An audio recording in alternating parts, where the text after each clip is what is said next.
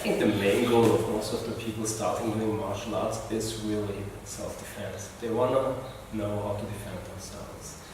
That's my opinion. Now, we have once in a while guys who just want to make sport jiu-jitsu. Like MMA or something like Or that. MMA, something like that. But most of the people I know, they started here or in other martial arts schools because they want to know how to defend themselves. Yeah, I mean, if you think about the people who they want to be a IBJJF world champion, or they want to be an MMA champion, that's probably less than 1 or 2% of the population, Yeah. right? And if you build your business about, or your martial art about catering only to those people, then, you're fighting over an incredibly small percent. And then also, what do you say about the people who say, well, I want to defend myself. I got jumped in a parking lot, I got beat up, I don't want that to happen again.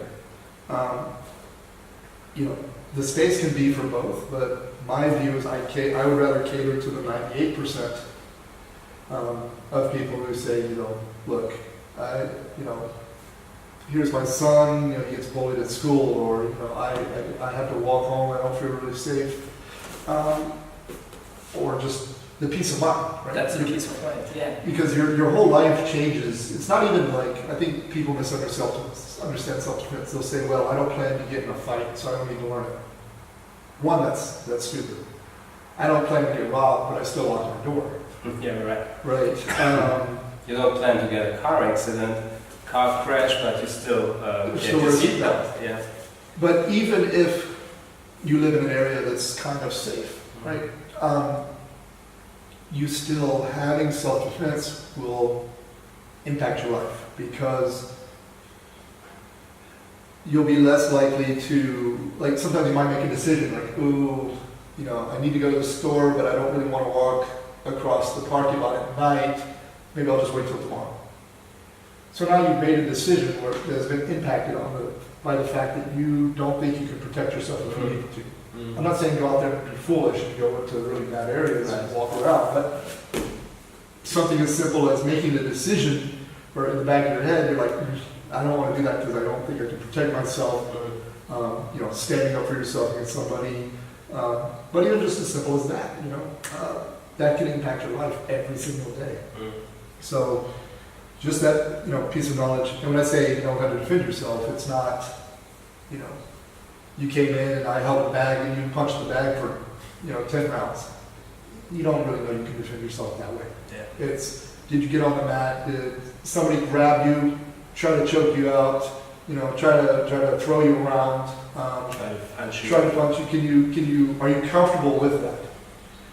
And that's the other thing is, we had this talk with the police officers the other night.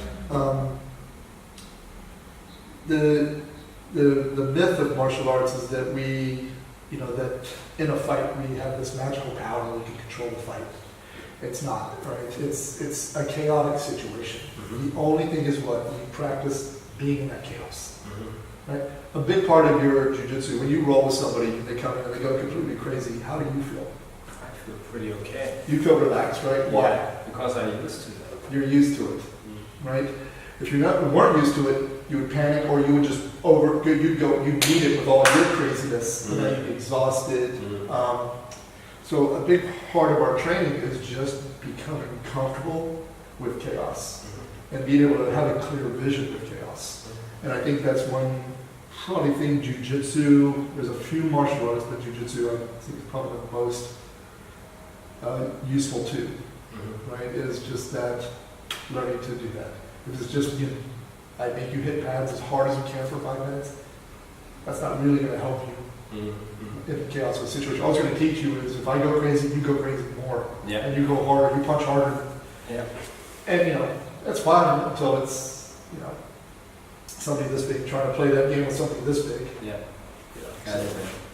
What I like in jiu-jitsu is we miss all these dangerous techniques. We don't have the high jabs and kicking the groin, which is in theory it's pretty dangerous techniques, right? But you cannot train these techniques against a training partner who's trying to defend himself, really going nuts. I mean, you can touch the eyeballs, but you will never train it under pressure. Right. So you will be never sure if you're able to use all these techniques. So for me, the big bonus in Jiu-Jitsu is we have all these gentle techniques, Right. which you can train against someone who goes crazy without hurting him that much, because you control the damage you do. Right. That makes Jiu-Jitsu for me a very, very realistic self-defense art. Yeah, it is the irony. I think taking away the really dangerous things would make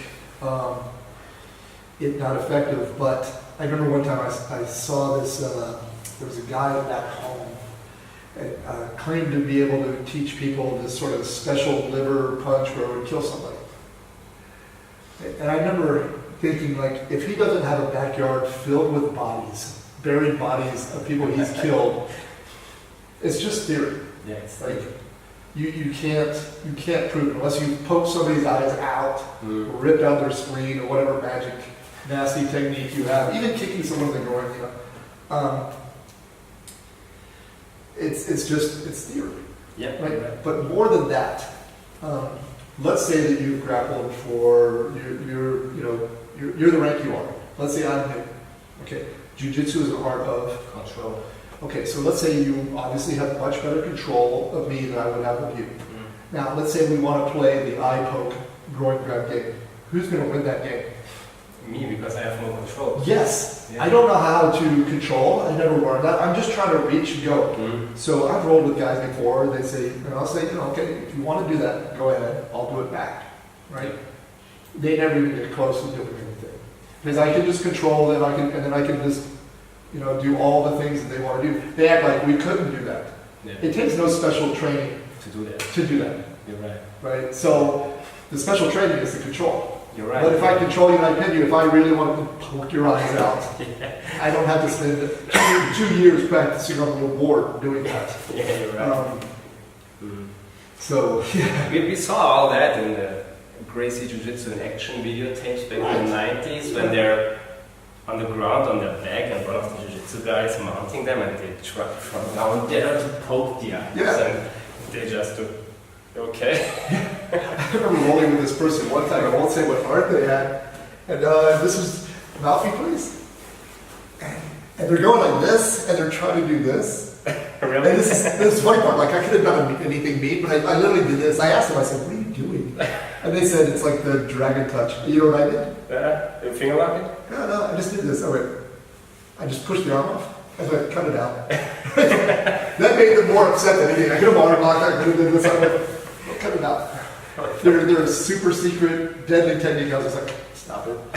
Because there's no way they can get to it. Yeah. So, and the sad part is, people spend a lot of time and money invested in this, and worse, sometimes you train long enough, you have to sort of believe a lie.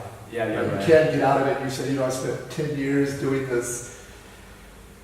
No, I can't see what's right in front of me. Yeah. I have to keep believing the myth. That's strange.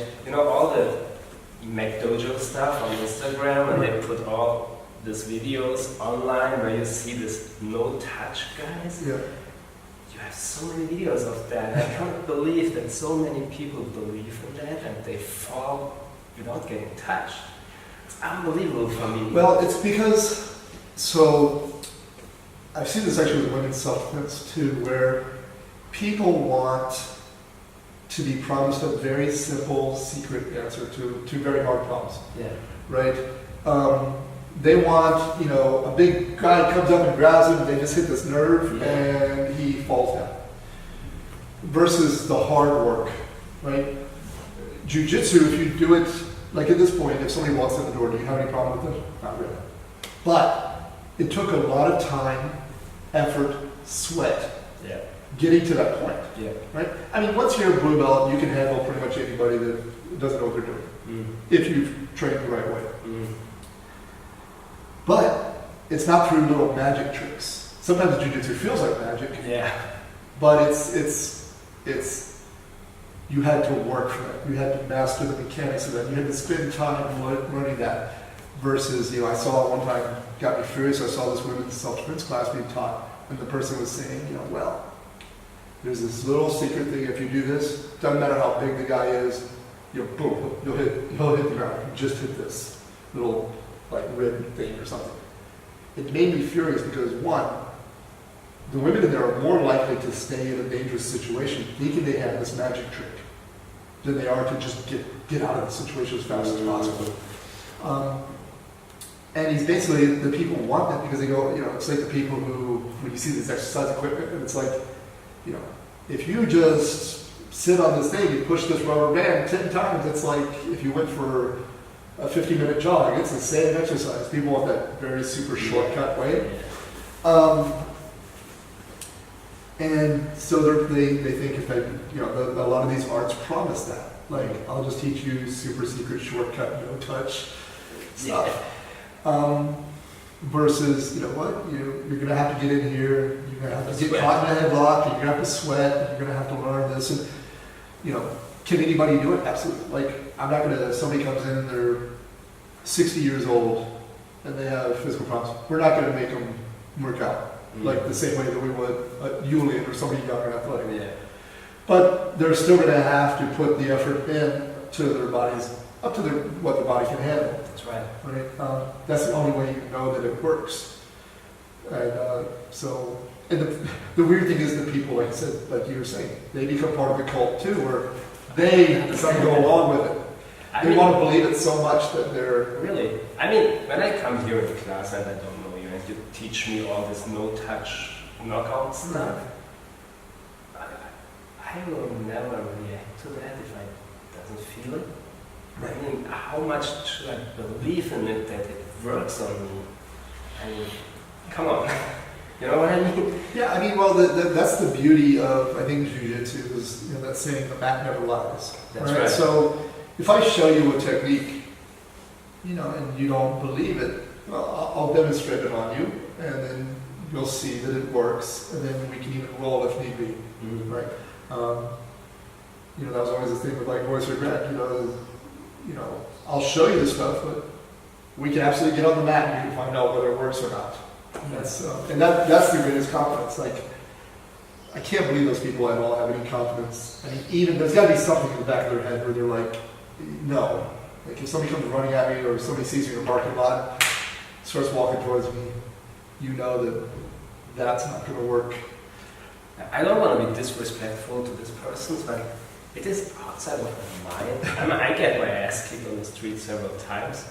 I trained since my childhood, but to be honest, the confidence I get is not from all the martial arts training I had.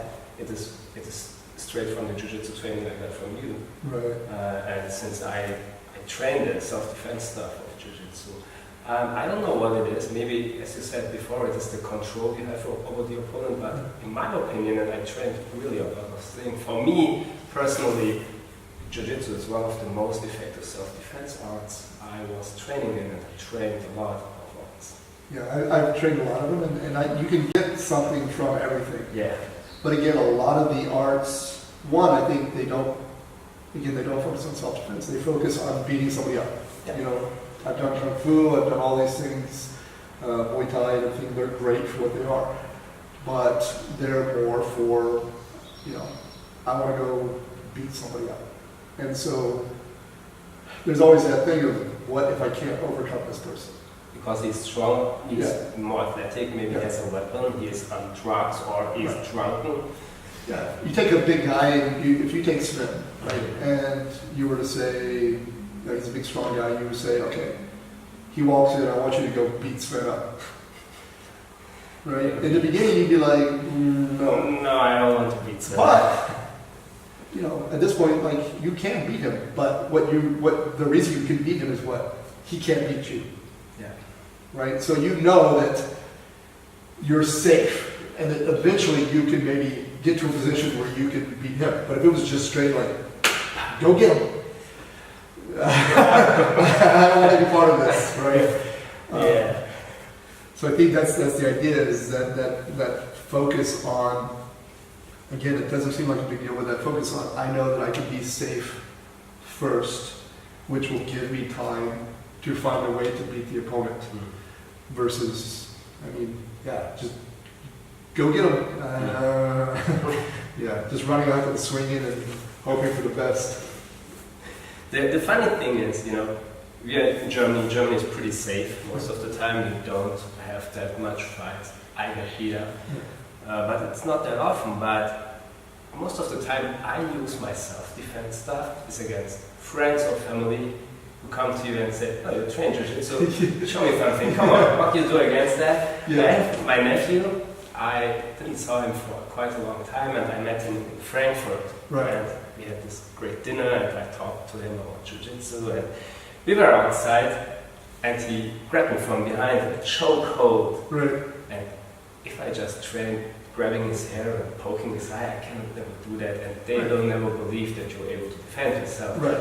So he choked me, and to that time I trained the rear naked choke defense, and he put me back. I did that when I turned, put him down to the ground and controlling his near belly without hurting my nephew, Right, yeah. That's the most of the time you fight against friends or family Right. in Yeah. a good manner, but you cannot kick them around, you cannot punch them in the face, you have to control them.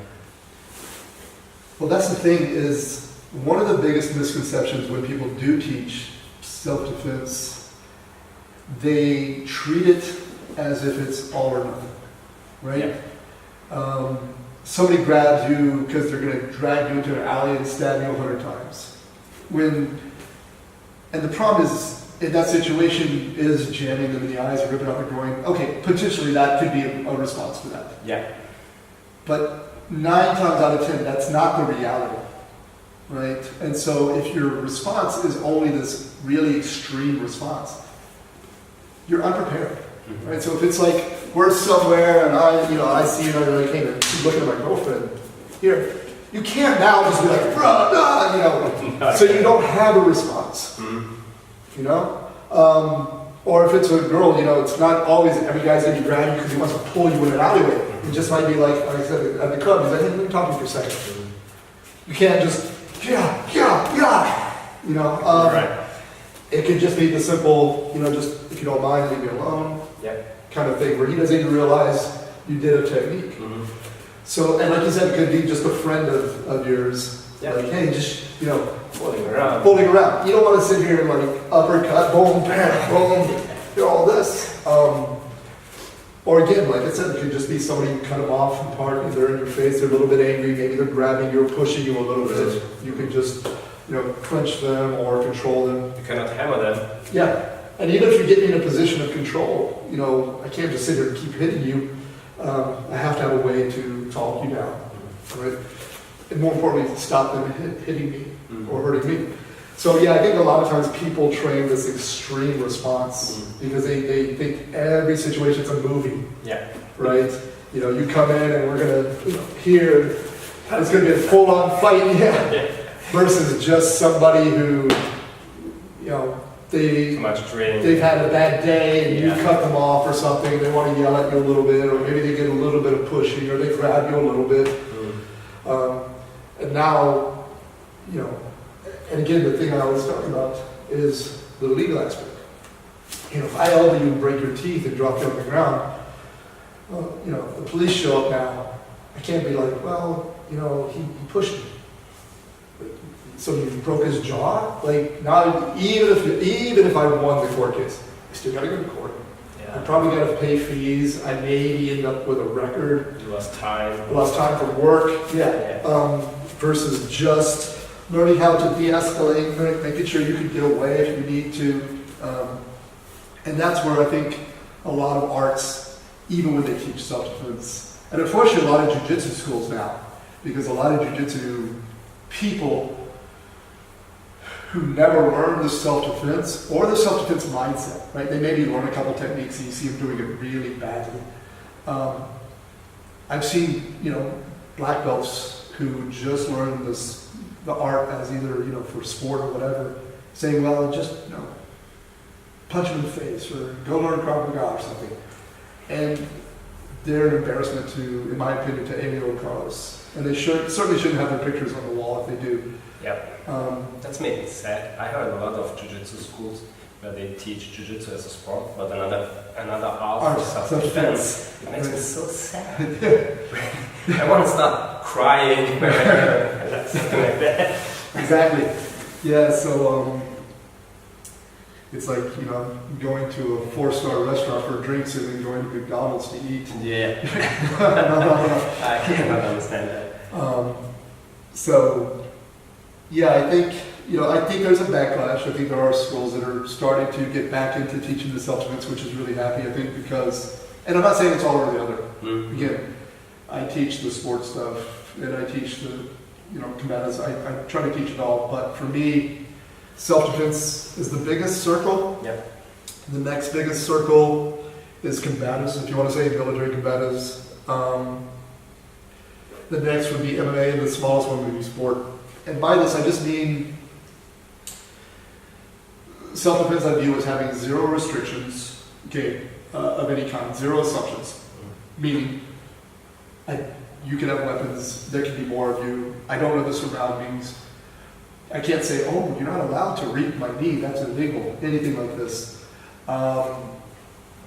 You know, combatives, military kind of situation, or police, you know, they do have some restrictions, but they also have to deal with, you know, it's not on a flat surface with mats, it's nothing like that. They have to take into realities of other things, but they have some legal, you know, restrictions.